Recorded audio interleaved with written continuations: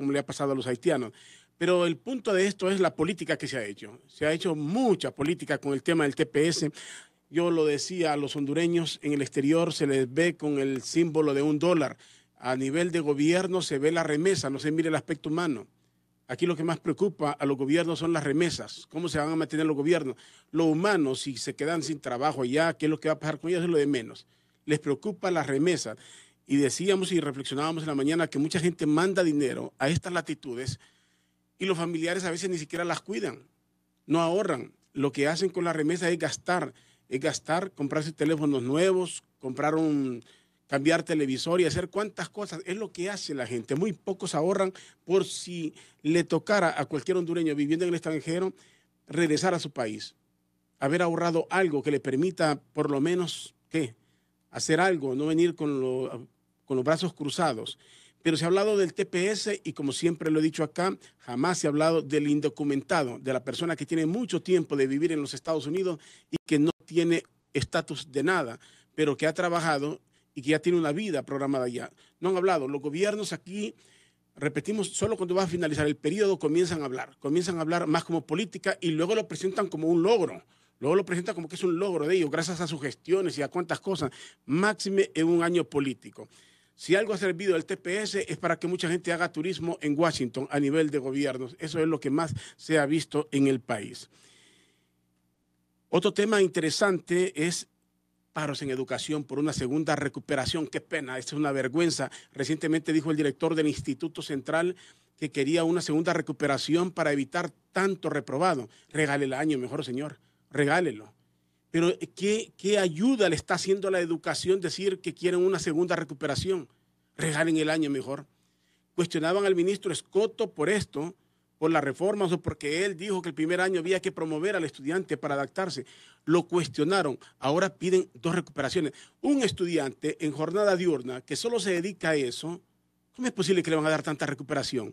Cuando ya no pueda con la segunda, pide una tercera. No pasó en el año. Le dan una recuperación. No pasa, pide una segunda, por favor. ¡Qué mediocridad! ¿Qué tipo de país queremos en Honduras? No se puede hacer proselitismo ni siquiera con esto. La autoridad debería de ser rígida, más exigente en el tema educativo. Fueron cosas que sí hizo la doctora Castellanos. A mí me gustó endurecer un poco porque hay que exigir. Solo exigiendo es que la gente puede mejorar en sus labores. 2 comentarios en política, y ya voy a hablar de esto. Uno de los magistrados de la Ley de Política Limpia, el señor Javier Franco, óyeme, le salió respondiendo al candidato del Partido Liberal. ¿Saben ustedes que el candidato del Partido Liberal, lo escucharon, dijo que si él gana, ya no va a ser obligatorio que se deduzca a los empleados públicos lo que tienen que aportar a sus partidos políticos? Eso se va a eliminar. Y es correcto. El que quiera aportar a su partido debería ser voluntario, así como era con las organizaciones magisteriales, que lo haga, el que se sienta comprometido, pero con salarios raquíticos y que le deduzcan. Ningún trabajador quiere que le deduzcan algo del salario, pero aquí no lo hacen. Pero lo prometió el candidato del Partido Liberal y quien sale a cuestionar es el magistrado de la Ley de Política Limpia, el señor Javier Franco, que precisamente es del Partido Liberal. ¿En qué quedó esta unidad? En un comité de respuesta. Pareciera que están igual que la ASJ. Esto que la ASJ casi es un órgano de respuesta de los intereses del Partido Nacional. Siempre salen como respuesta de lo que quiere el Partido Nacional. ¿Cómo es posible que salga diciendo este magistrado? No le compete. Debería estar viendo cómo se están invirtiendo los fondos, si son correctos o no, quién está gastando más y si se justifica o no. Eso es lo que se necesita. No que venga a responder a lo que dice un candidato. No le corresponde, no le corresponde. Salió en respuesta, grupo de respuesta, más pareciera activista del Partido Nacional, el señor Alejandro Franco. Y el presidente, a propósito, acaba de dar una conferencia, está en conferencia el presidente, y si ustedes lo escuchan, es una conferencia convocada en Casa de Gobierno como presidente de la República, y lo primero que dice es la campaña es esto, y hace una comparación del gobierno de Maduro, dice, y si los que están en la alianza vuelven, y el tema de seguridad. Cuando yo le escucho al presidente, me pregunto, ¿quién está hablando, el presidente o el candidato? Si fuera el candidato, su conferencia no debería ser en Casa de Gobierno, porque entonces está aprovechando la maquinaria que le da el poder. Como presidente, esos discursos políticos deberían de ser fuera. Pero en eso no se van a fijar en política limpia. Y no se trata de atacar, sino que diferenciemos. Porque ese es el cuestionamiento de hacer política desde el poder, aprovechar los recursos y las ventajas del poder. Convoca como presidente, pues como presidente todo el mundo le va a cubrir. En vivo, todo lo que quieran. Esa es la ventaja que le da. Ese es un abuso en el poder. Aquí no se fijan los señores, el señor Franco, en esto no se van a fijar. Está hablando como candidato o como presidente el señor Juan Orlando Hernández. Bueno, por temor seguramente nadie lo va a decir. Voy a dialogar esta tarde con don Andrés Pavón, así lo conocemos, Andrés Pavón, presidente del CODE en su momento, actualmente es el embajador de Honduras en Cuba, está aquí, entiendo, con una situación de permiso, porque él es el secretario general del Frente, así se llama, Frente Amplio, ¿verdad? Frente Amplio. El Frente Amplio, que en su momento fue el FAPER.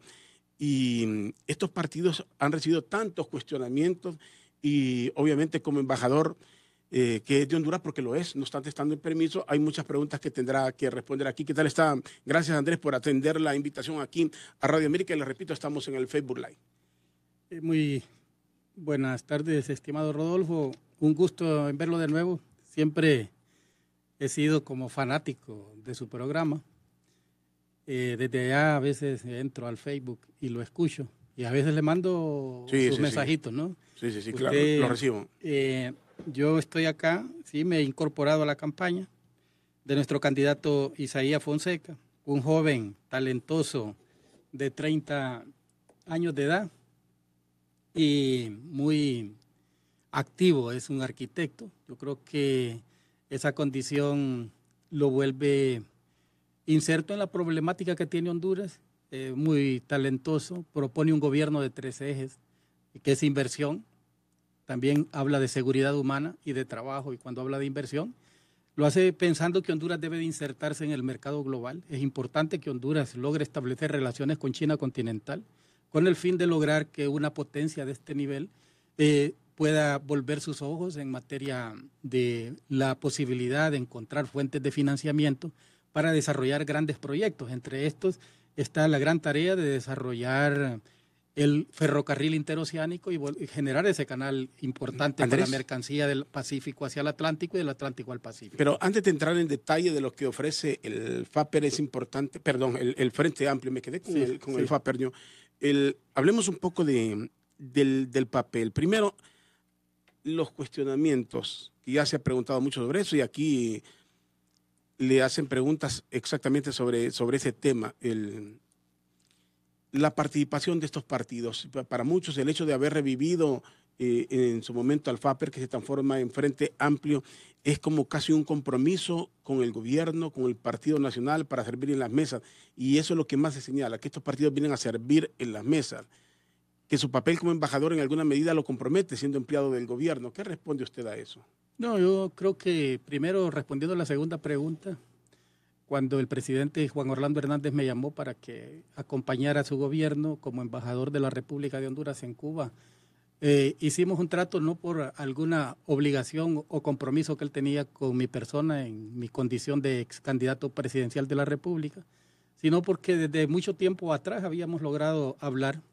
Desde que él era presidente del Congreso habíamos establecido un rango de amistad interesante y me hizo esa oferta sin condición alguna en relación a nuestro partido político. De por sí no teníamos ya en ese momento el partido legalmente inscrito porque el tribunal había fallado en contra de nuestro reclamo administrativo.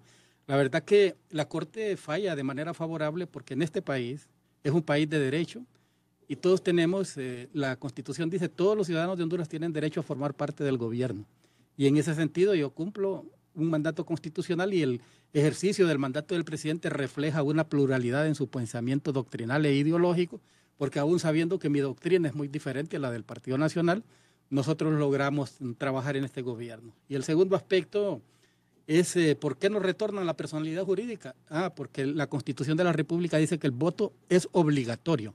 Y también dice la Constitución de la República que los hondureños tenemos derecho a organizar un partido político. Eso está en vinculación con el artículo 23 de la Convención Interamericana de Derechos Humanos, en donde establece los requisitos básicos para tener un partido político y nosotros los cumplíamos. Solo que hay algunas razones de porcentajes que son de carácter anticonstitucional y anticonvencional, razón por lo que la Corte falla favorable a nosotros. Lo difícil debe de ser organizar un partido político si no se cumplen con los requisitos. Pero ¿dónde iba a ir nuestra masa? Supongamos que los que votaron por Andrés Pavón fueron 5,000 personas. Se pueden quedar sin el derecho al sufragio porque no cuentan una bandera que los guíe, en este caso la bandera del Frente Amplio. Ha logrado guiar esa masa y estamos demostrando que somos el equilibrio en relación a las diversas contradicciones que actualmente existen para garantizar la democracia y el Estado de Derecho en Honduras. Si nosotros no existiéramos y fuera una confrontación de carácter bipartidista o tripartidista, tuviéramos actualmente una crisis en el país. ¿No siente el peso de ser embajador, de cualquier forma comunicarse con el presidente y que esto, obviamente, ser contrincante, no siente ese peso? No, porque nuestro partido, al ser un partido amplio, de pensamiento amplio, nosotros no estamos contra el presidente de la República, no estamos contra los demás candidatos presidenciales, estamos contra un sistema. Así lo define nuestra estructura de gobierno, de estrategia de oposición, si le vamos a llamar así. ¿A qué nos oponemos? Nos oponemos a un modelo que históricamente ha logrado asfixiar a un amplio sector de la población hondureña, que lo ha limitado en el ejercicio de derechos fundamentales como el derecho a la educación, el derecho al trabajo, el derecho a la salud.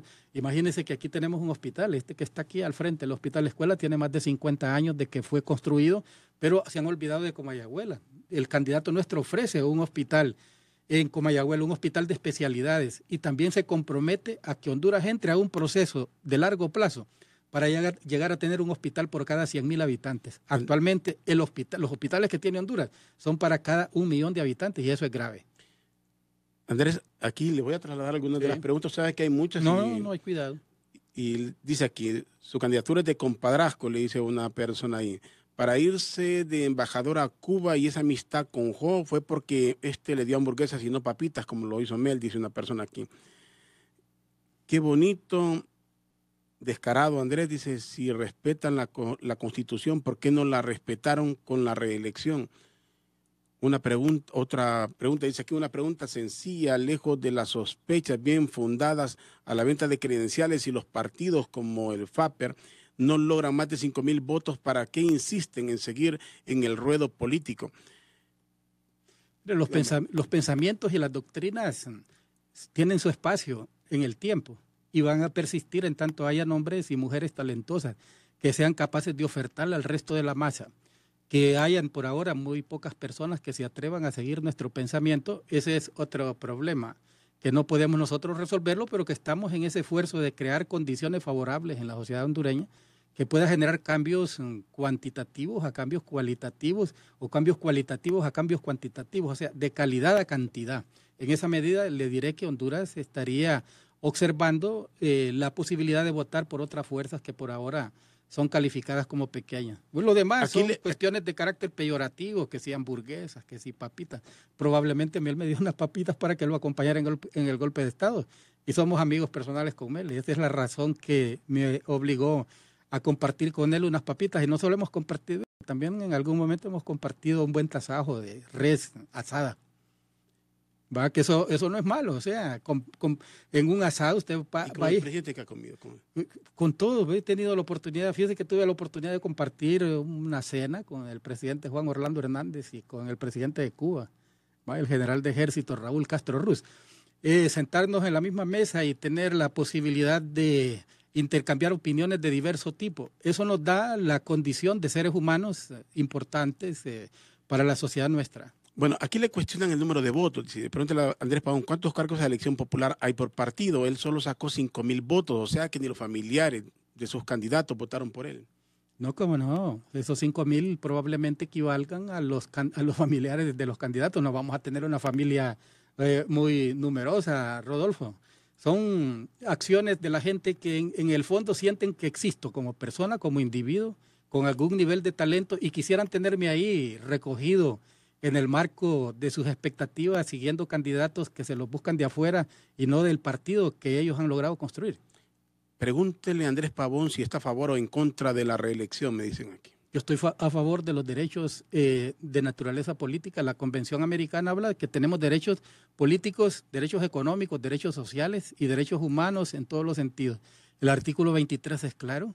Dice, todos tenemos derecho de elegir y ser electos. No podemos tener entonces un conflicto derivado de la Constitución de la República con una convención interamericana en materia de derechos humanos. Es que yo creo que aquí el tema se plantea mal. No sé si se está de acuerdo o no con una reelección. Creo que en el fondo muchas personas dirían el tema de la reelección habría que discutirlo. Es la forma como se hizo, cómo se lleva la reelección en Honduras. Si se atropelló o no se atropelló la ley, ese es el tema en Honduras. El que una reelección o buscar el poder desde el poder, si esto era correcto o no era correcto, si era aprobar una reelección pero hacia futuro para que nadie se valiera de las ventajas del poder. Creo que este es el tema. ¿Usted está de acuerdo con la forma así como se hizo, cómo se lleva la reelección? Bueno, ¿o tuvo que darse otro paso? No, está correcto. Es un procedimiento de carácter de un recurso extraordinario que resuelve una corte con total independencia y que puede ser observado por cualquier organismo internacional en la materia de derechos humanos y se daría cuenta que la posición de la corte es la indicada. Es desde lógico, ¿no? Probablemente quien está en el ejercicio del poder puede tener algunas ventajas sobre algún candidato que desde la oposición se había quedado, incluso sin discurso político. Y aparece el tema de la reelección porque hay una clase media, si se le puede llamar media alta, en el país que tiene miedo de volver a ser una clase, de tender hacia volverse pobre o extremadamente pobre o tener la posibilidad de quitar a los que están en el ejercicio del poder para posesionarse ellos ahí. Y eso los limita el hecho de que haya una reelección presidencial. No es el factor de derechos, porque aquí yo no he escuchado por parte de la oposición un discurso serio sobre la naturaleza del origen de los derechos humanos en el campo de los derechos de naturaleza política. Usted dice de la oposición. ¿Se consideran ustedes oposición o no? Nosotros somos oposición del sistema, de un modelo, como le dije anteriormente, que oprime y que genera que haya delincuencia. Nosotros vamos a hacer en el gobierno del arquitecto Isaías Fonseca, por cada cárcel si hay que hacerla, hay que hacer 5 escuelas y probablemente 10 kinderes y alguna universidad, para que poco a poco las personas que delinquen muchas veces lo hacen porque sus niveles de educación son muy escasos. Necesitamos apertura para que entremos al sistema de educación y que la gente pueda decir, bueno, ese ciudadano, mira, cometió ese delito, pero es altamente culto. Bueno, Andrés, tengo una gran cantidad, usted puede ver aquí el monitor, donde están entrando una gran cantidad de mensajes. Es por eso, Rodolfo, la gente me tiene mucho aprecio y se siente incómodos algunos porque no apoyo al candidato de su preferencia. No, yo apoyo al mío, apoyo al arquitecto Isaías Fonseca. Y si ellos no quieren que saquemos los mismos 5,000 votos, que voten por nosotros. Dice, bueno, le voy a leer unos cuantos ahí. Según el caballero, aunque solo tenga 500 votos, entonces tengo que tener un partido. Si entonces 50,000 personas quieren hacer un partido, entonces tendremos 50,000 partidos que solo 500 votos tienen. Una reflexión que hace un ciudadano. Saludos. A cómo vende las credenciales, el combo. Desde Gracia Lempira, escriben aquí la persona. Otro mensaje, dígale por favor al señor Franco de Política Limpia que vaya él a encuestar a cada empleado por contrato en este gobierno, a hospitales, etcétera, que le sacan el dinero por el partido. Este es el tema que decíamos, que este señor Alejandro Franco salió respondiendo a una propuesta que hace un candidato, el candidato del Partido Liberal, y no como un magistrado de Política Limpia. Más tarde Rodolfo dice, este señor es un nacionalista más de lo que pasa es que no tiene el valor suficiente para decir públicamente que es nacionalista. Sí, que yo soy nacionalista, no lo puedo negar. Yo tengo un nacionalismo exacerbado por esta patria. Nacionalista de país, no. Ahí hay una equivocación de parte del amigo. Mire, para hacer un partido político en Honduras solo se ocupan 50 personas. Eso lo dice la Constitución de la República. ¿Usted cree que es justo, dice otro mensaje aquí, que por su capricho de tener un partido el Estado tiene que gastar millones, los cuales deberían de ser invertidos en obras o reducción de la pobreza, dice una persona? Tampoco es cierto eso. Esos millones no es cierto que se gastan. Es el derecho que tiene todo partido a contar con una deuda política que es obligación del Estado. Eso es la democracia, esa es la estructura que actualmente tiene Honduras, al menos que logren establecer un gobierno de corte vertical, porque dijo en algún momento uno de los candidatos de la oposición que ellos van a desaparecer todos los partidos que sean contrarios a ellos. Ahí está no solo nosotros, yo creo que también está el mismo Partido Nacional y el mismo Partido Liberal que al final firmó un convenio con el resto de los que se oponen, y eso probablemente les permita perdonarlos en caso de que lleguen a ser gobierno. Andrés, ¿cómo debería desaparecer un partido político? ¿Cómo se justifica o no la existencia de un partido político? Porque mucho de lo que dice la ley, si un partido no llega, se necesitan 50.000 firmas, ¿no? No, 50 firmas. 50, hoy son 50. Para tener un partido político, para inscribirlo, usted va a necesitar el 2% del total del electorado, de la elección anterior.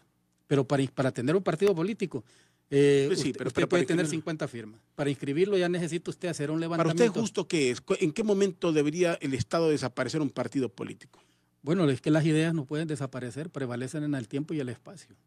¿Vale? Lo que pasa es que efectivamente hay algo que sí tiene razón. Si yo no tuviera el frente, yo dejaría de votar.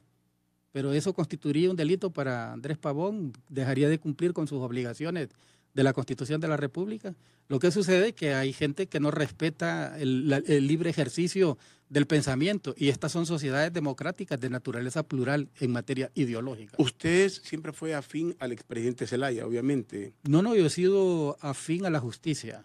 Pero siguió al presidente Zelaya con el tema incluso de... No, yo estuve de acuerdo con la constituyente que promovía en su momento el presidente José Manuel Zelaya Rosales, y estoy de acuerdo que si un país cree que su instrumento constitucional de naturaleza fundamental ha colapsado, es posible consultarle a las grandes mayorías si estarían de acuerdo en crear un nuevo instrumento que logre incorporar aspectos. En el caso de la nuestra, fíjate que la mujer no está incorporada en la Constitución, ni la juventud, ni los grupos indígenas. ¿En qué no se sintió cómodo para decir participar o apoyar el tema de esa alianza política donde participa el expresidente Zelaya, donde hay mucha gente que es afín a su forma de pensar?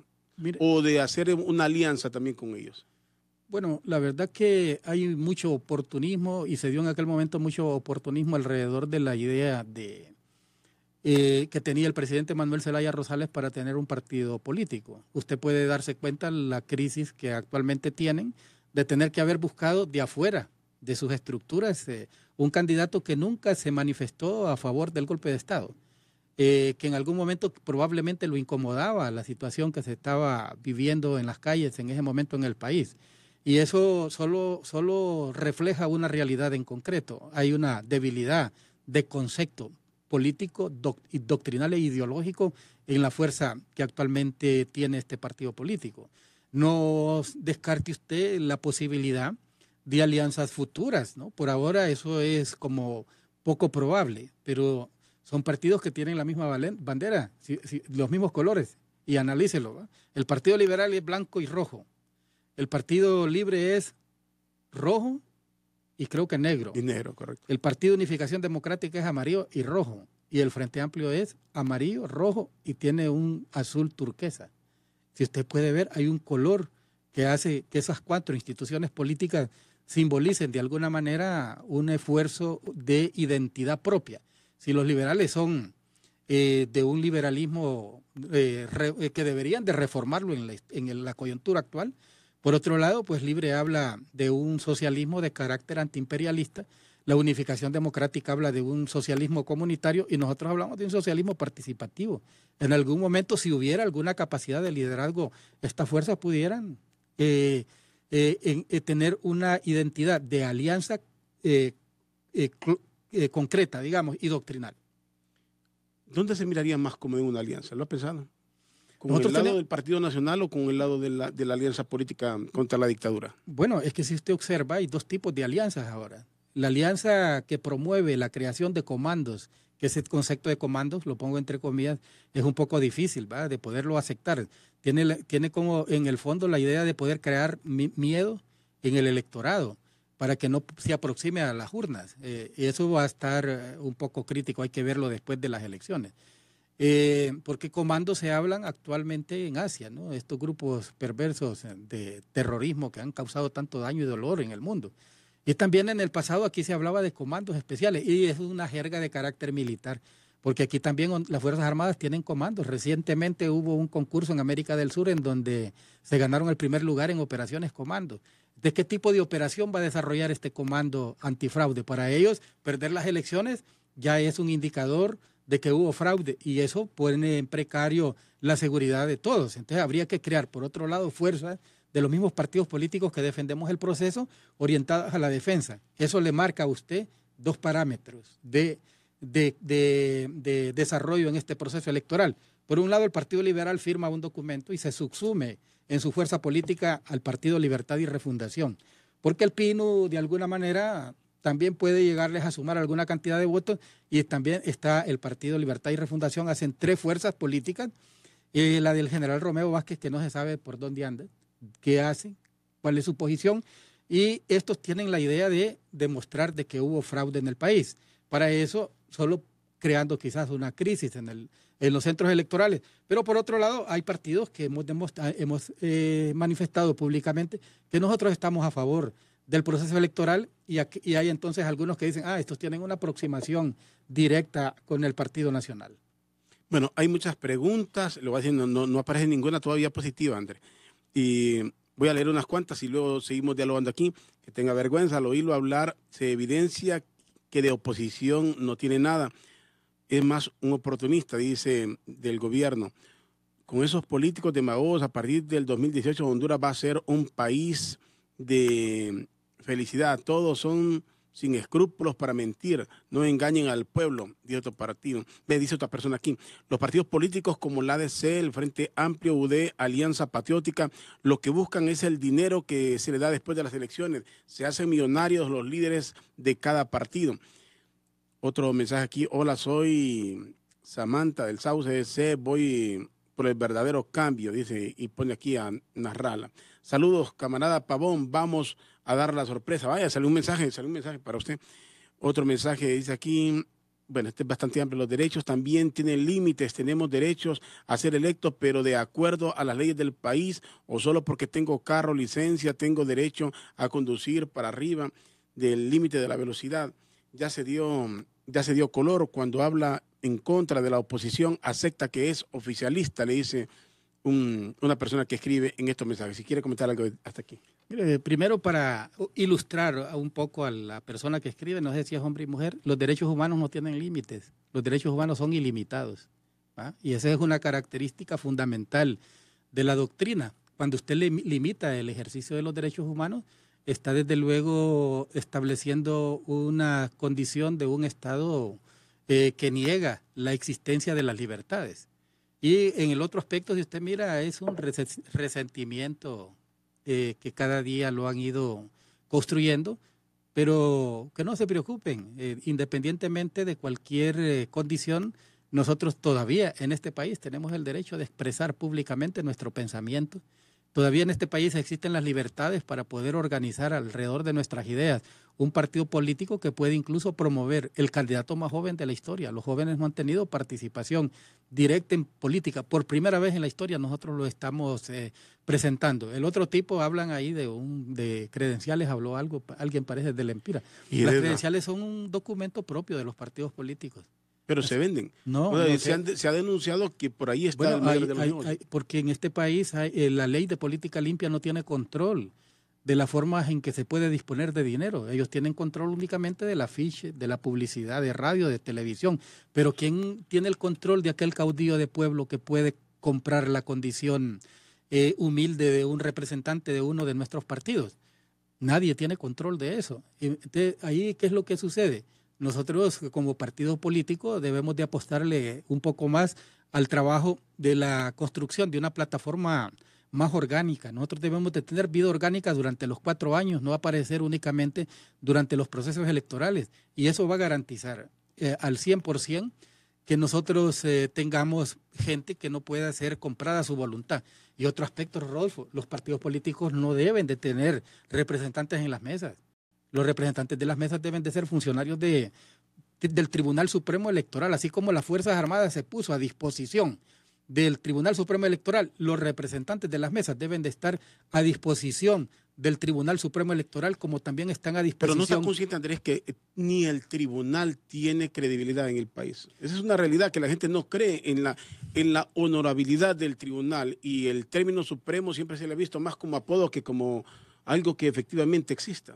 Bueno, es que es la crisis del modelo de democracia que nosotros tenemos.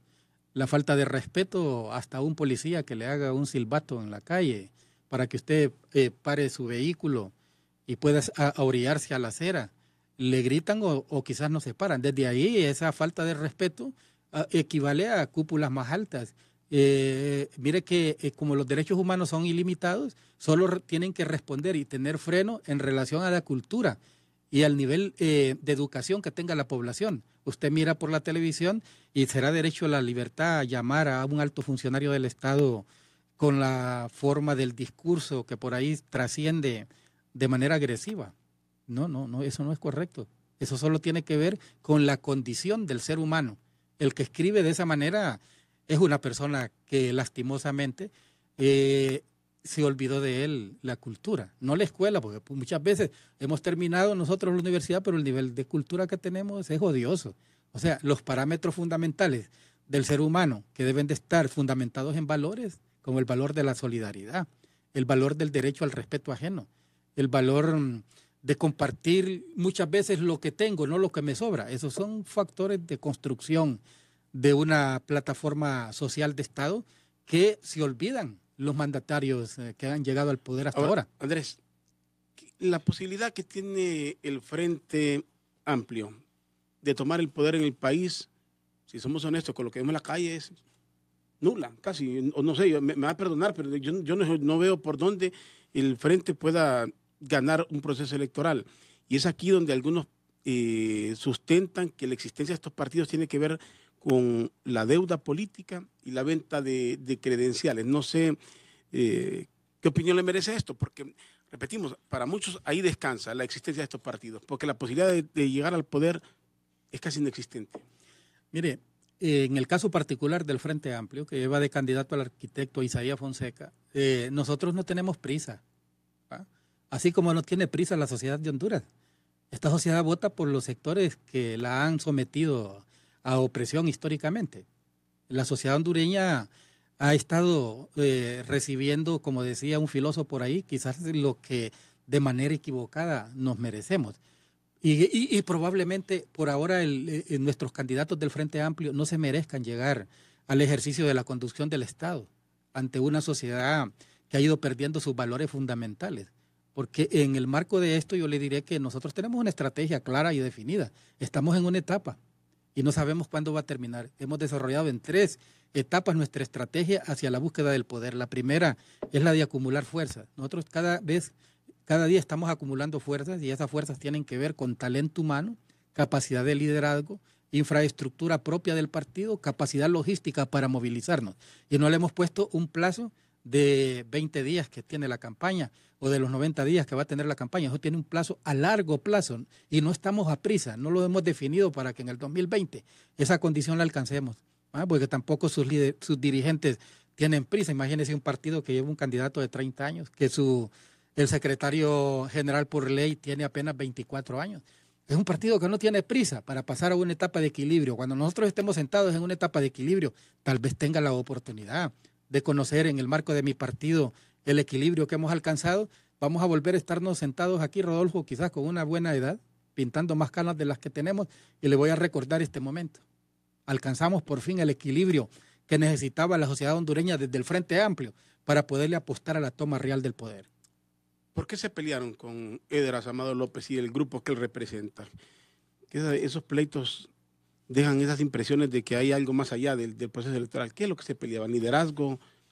Pues, a él lo acusaban de opacar al candidato. ¿Qué había detrás de todo esto? No, es que no puede haber un opacamiento, pero recuerde que cuando es conducido sí puede provocar de alguna manera alguna situación de riesgo. No obstante, ahí lo que ha pasado son puntos divergentes que primero Edras no es del partido nuestro. Él tiene un movimiento que se llama La Nueva Ruta y el partido le dio la oportunidad que participe el amigo en condición de candidato a diputado y creo que está haciendo su trabajo para lograrlo. Segundo... Ustedes lo desprenden completamente del partido. No, es que nunca ha sido militante. Nunca ha sido. Nuestro estatuto. Es que comenzaron con mucha emoción hablando, pero después en el camino pareciera que sí, cada quien tomó otro ruta. Yo creo que nosotros vamos a tener que hablar en su momento con el amigo Edras, ¿no? No somos enemigos.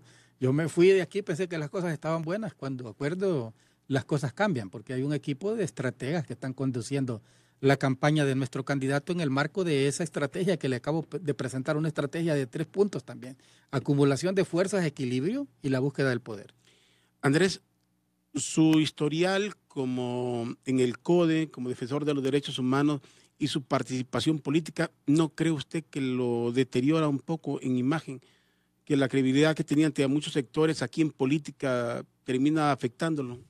No, los defensores de derechos humanos nunca dejamos de ser eso. Yo recibo constantemente llamaditas, mensajitos, que hay un ciudadano que necesita la orientación de lo que debe de ser frente a una situación en donde él se ha colocado como víctima frente al Estado. Todos los defensores de derechos humanos somos políticos, Rodolfo. Todos. Son los que habemos unos que damos pasos significativos en el marco de la historia. Si usted recuerda, el doctor Ramón Custodio pretendió organizar un partido político. Yo lo organicé. No lo pretendí. Y lo tenemos con otros compañeros valiosos y talentosos del movimiento social hondureño que le apostaron a ese proyecto. Incluso yo recuerdo que hablamos de este tema con el presidente Manuel Zelaya Rosales en República Dominicana y a él le pareció fabuloso. Me dijo, o están los que van a seguir tirando piedras en la calle, gastando suela de sus zapatos, o los que queremos apostarle a este ejercicio del poder. Y hay cama, como dicen de forma tan popular, para tanta gente en política en Honduras. Todos los ciudadanos de Honduras, por naturaleza, deben de ser políticos. Es un pensamiento... Pero para ganar adeptos, para que la gente se comience a identificar con un partido político nuevo y bajo las condiciones que surgen aquí, verdaderamente, ¿cuánto considera usted que ha crecido, que verdaderamente tiene este partido político, el Frente Amplio? No, nosotros dimos un parámetro de inicio. Ahora el que nos va a medir es el que viene. Por ahora le diré que nosotros tenemos mayor atención sobre el candidato presidencial que en la contienda en la que yo participé. Tenemos mayores candidatos con posibilidades reales de llegar a ser diputados del Parlamento, diputados del Congreso Nacional y tener nosotros nuestra presencia en el Parlamento Centroamericano. ¿Dónde cree que están fuertes? ¿En qué departamento? Le digo, porque sí, por lo menos aquí, a juzgar por Francisco Morazán, Tegucigalpa y... ¿No cree usted que Edras pueda llegar al poder? ¿Puede llegar de nuevo, que la gente pueda votar por él? Bueno, el caso de Edras es muy distinto. Hablar de Edras es distinto porque él tiene un medio de comunicación que obviamente le da una ventaja y tiene una audiencia que obviamente lo siguen y su fama, y algunos van a simpatizar y otros no. O sea, hay una diferencia entre él y el resto de la gente, el mismo candidato del partido. Bueno, entonces eso le daría a Francisco Morazán la oportunidad al partido, que aunque no sea de nuestro partido, tuvo la oportunidad de llegar al Congreso Nacional. Y ahí podría arrastrar... Porque Edras parece que tiró ya su bancadita ahí en su mismo canal. Tiene su, sí, no, lleva su bancadita, que todos los que están ahí son los... Sí, lleva varios candidatos que trabajan con él. Eso es bueno porque cuando uno busca la búsqueda del poder, lo primero que debe de darse cuenta es si tiene amigos que quieran apoyarlo en eso. Pero se siente que están separados. Se siente que están separados. No, y más, pues aquí sí, me están recordando señalamientos que le hicieron en su momento. Miren, que denunció que querían vender las credenciales. No, esos son documentos propios del partido, no se venden. ¿Va? Como le vuelvo a repetir, quien lo puede hacer serán los líderes de base, que en su momento, sometidos a la condición de fuerza que tiene el poder, tienen la posibilidad de tener dinero en los diversos estructuras de base. Y ahí, frente a eso, no podríamos estar nosotros, como quien dice, curados para evitar que algo así pueda pasar. Recuerde que mientras no cambie la forma en que se controla la mesa, eso no lo vamos a resolver. Pues le decía cómo se siente. ¿Usted cree que su imagen no va a cambiar? Que la gente, es bien difícil cuando mira el montón de mensajes acá y lo que se dice, casi hay un convencimiento en Honduras, será por la polarización, que la gente ve estos partidos como instrumentos creados precisamente para avalar situaciones fraudulentas en el país que tiendan a favorecer al partido de gobierno. No crea, a la gente le duele que haya alguien que tenga la libertad de poderles decir lo que siente sobre todas estas cosas. ¿Va? Que les diga que, vaya, y si usted empieza a ver a cada uno como los estamos viendo ahora, en su mayoría tienen la bandera del partido de la oposición. Eso significa que les duele que les diga que trajeron un candidato de afuera. Alguien que en lo absoluto tiene una vinculación con la naturaleza real del pensamiento histórico de estas fuerzas políticas que surgieron durante el golpe de Estado. Bueno, aquí vienen felicitaciones, gracias por mantener balance, a ver cuándo puede tener a Jo por ahí. Bueno, las invitaciones a todos los candidatos se han hecho y obviamente el presidente decide dónde quiere estar y con quién quiere hablar. Y no creo que sea aquí, ¿verdad? Que quiera estar el presidente de la República, si no, yo hubiera estado por acá. Bueno, hay dos tipos de derechos. Digo, los derechos humanos no son todos los que el señor Pavón y Jo alegan. Que se ilustre como él dice y dejen de atropellar al pueblo. Hablando cantinflesco, dice la persona aquí que escribe. Bueno, mire, es una figura importante, ¿verdad? Yo creo que si en su momento Cantinflas le hubiera apostado a querer ser candidato en México, hubiera tenido gente que lo siguiera, pero hubiera tenido también el rechazo significativo de una población que le gustaba tenerlo más en la cajita de la televisión y la pantalla del cine que verlo como un conductor de la política propia de su país. O sea, pero Cantinflas tenía un mensaje, no obstante, que lo primero que pensamos es en el cómico, en todas sus películas. Tenía un mensaje político. Y mensaje político y social. O sea, la vida era vista con seriedad, con mucho cuestionamiento y muchas películas hablan de eso, ¿no? Entonces, cuando usted escucha este tipo de mensajes que le parece cantinflesca la cosa, en el fondo están diciendo que estamos abordando con seriedad estos grandes temas. O sea, no hay en el sentido tal una forma de disimular pues, lo que en realidad vivimos. Usted me decía que van a lograr el Parlamento Centroamericano. ¿Qué más es lo que puede ser? Bueno, estamos esperando tener un balance en el Congreso Nacional. Estamos apostando por 6 diputados actualmente. Ese sería nuestro crecimiento, ¿no? Es nuestra estrategia para medir. ¿Usted no ve nada? No, yo soy... ¿Qué gana Andrés Pavón con todo esto? No, soy el secretario general de un partido y me gano la confianza y la voluntad de los que forman parte de mi estructura política. Eso es bueno. Mire, nada Cualquiera más podría decir que es un partido sirve mucho para negociar. Usted sabe que el señor Corrales, Arturo Corrales, lo ha sido señalado históricamente de tener un partido para poder negociar, para hacer... Bueno, yo lo que podría negociar ahora será la construcción del ferrocarril interoceánico, ¿eh? Y volver a Honduras una plataforma efectiva para el tráfico de mercancías, que le daría a nuestra población un circulante importante. El último barco que pasó por Panamá, de los más grandes, una vez que se inauguró la ampliación del canal, pagó $875,000. Eso es bastante. ¿Va? Imagínense en cuánto pagó en condición de millones de lempiras. Y si nosotros logramos establecer ese... Yo me atrevería a negociar si mi partido tuviese esa oportunidad. ¿Va? Desarrollar la industria de la generación de energía utilizando la biomasa y otro tipo de mecanismos importantes. Lograr establecer fábricas para generar jugos y para generar mermeladas, porque nosotros desperdiciamos el 70% de la producción de las frutas. Si me tocara negociar eso, lo haría. Andrés, bueno, aquí hay cantidad de mensajes, redundan otra vez en lo que ya se ha dicho y como solo sacan 20 votos, dice, y están cobrando deuda política, pues es un derecho humanitario, ¿verdad? Le dice una persona aquí. Otro dice, no es un derecho humano, es un derecho político. La prisa es tomar 8 millones por elección, modus vivendi, dice la persona. Bueno, le decía, no sé si todo esto lo ha sopesado. No, es que el Andrés Pavón, querido, respetado por el Andrés político que pareciera que para mucha gente no tiene credibilidad y que ven en esto algo encubierto. No, estamos sometidos a la crítica precisamente porque tenemos estatura moral y estatura ética. El que no la tiene no es sometido al vilipendio humano. Sabe que los únicos que son sometidos al vilipendio humano son los que logramos alcanzar, tal como usted lo está reconociendo acá, estatura ética y estatura moral. Le pasó a Jesús con los judíos, los jueces del Sanedrín, y le pasó a Jesús con el César. Incluso el Poncio Pilato se lavó las manos porque no quería comprometerse con aquel hombre. Imagínese usted a lo largo de la historia de aquí para acá cuánto no hemos sido sometidos al vilipendio de estos jueces del Sanedrín, ¿verdad? Que ahora utilizan las redes digitales para aprovecharse de aprovechar una oportunidad y cuestionar la conducta humana y moral de un ciudadano. Sí, otro mensaje dice aquí, a este señor solo se le escucha la voz cada 4 años, el resto se la pasa gozando de su excelente beca, nada menos que embajador en Cuba. Imagínese esta persona. En todos los gobiernos está parado, dice la persona. Imagínese, ese es un ignorante. ¿Va? Primero porque yo tengo a Rodolfo de haberme ido para La Habana 2 años y medio. Y dice que cada 4 años. ¿Y usted cuánto me escuchó aquí antes de irme para la embajada? ¿Cada 4 años o casi estaba periódicamente en su programa hablando de los problemas que tiene Honduras, de su crisis de derechos humanos, ¿va? De la crisis del Estado de Derecho? y sobre todo parámetros de justicia.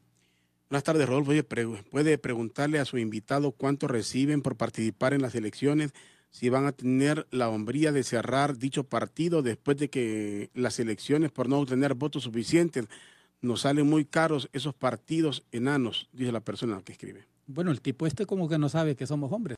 Siempre hemos sido hombres. Aquí nos hemos presentado cuando hemos venido con usted no disfrazados de otro género. Siempre hemos sido hombres.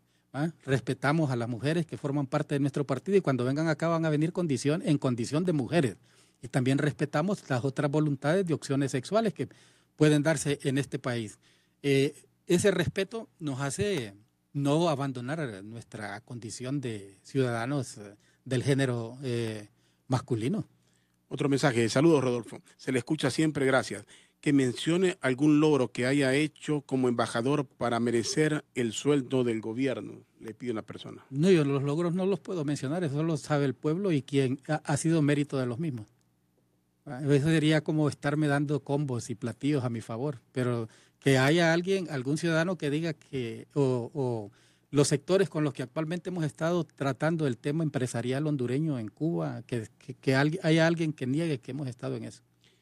Le preguntan aquí, si sacó 5,000 votos, ¿cuánto es el dinero de la deuda política? 0, nosotros no tuvimos derecho a la deuda en la elección anterior.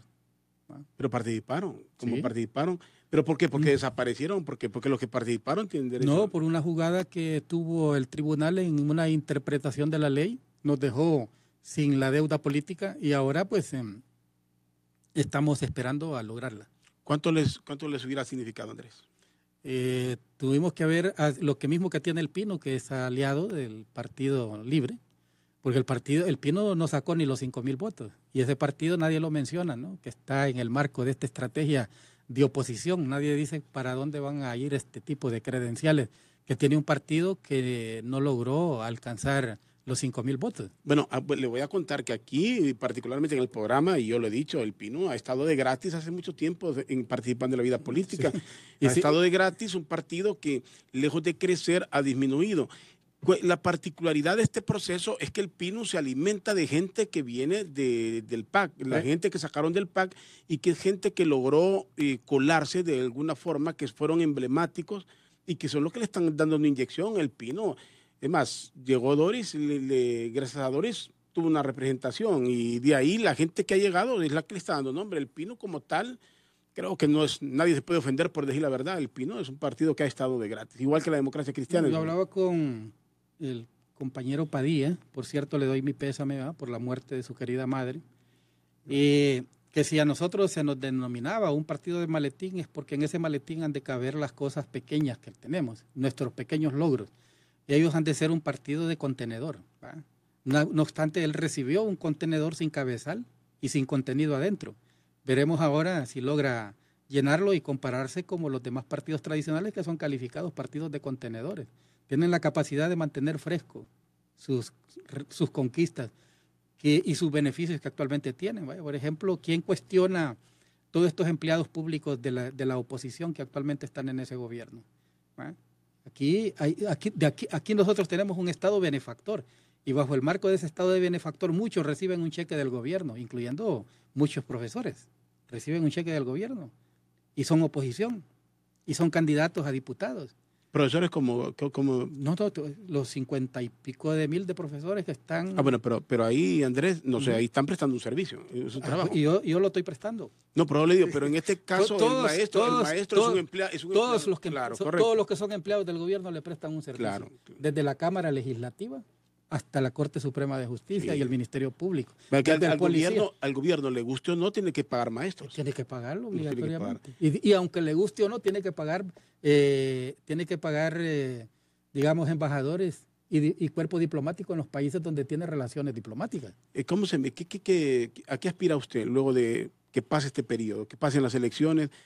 ¿Quiere seguir en Cuba? ¿Quiere fortalecer su carrera diplomática ahora o pretende regresar al país con derechos humanos? Yo no necesariamente. Recuerde que nosotros en la vida no hemos dependido necesariamente de un trabajo en esta materia, ni como diplomático, ni como defensor de derechos humanos. nosotros siempre hacemos nuestros esfuerzos. Rodolfo, yo aquí con usted he hablado de mis procesos de transformación en materia de la agroindustria, mis experimentos en ese campo y mis pininos y mis relaciones.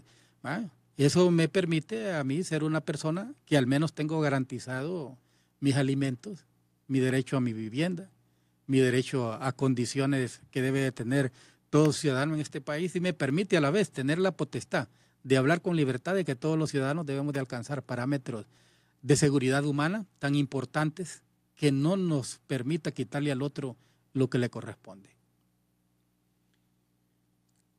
¿Cuál es su trato con los demás candidatos? ¿Con Salvador Narrala superaron sus diferencias o no? Pues es que yo nunca he tenido diferencias con él.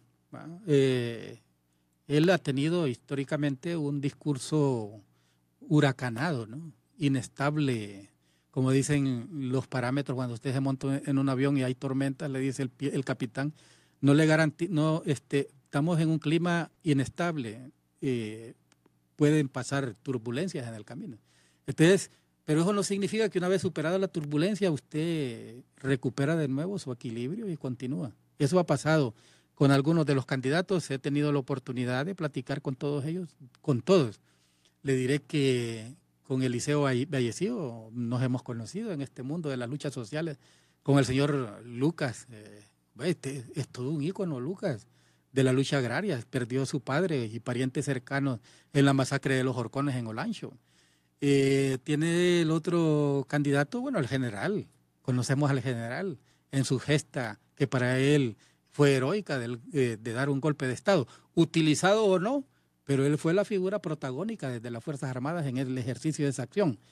Y conozco al arquitecto Isaías Fonseca como un joven talentoso, creador, con un pensamiento noble, egresa también de la Escuela de Bellas Artes, entiende de cultura, y en estos días vamos a estar desarrollando en los barrios de acá de la capital ensayos sobre pintura y dibujo con el arquitecto.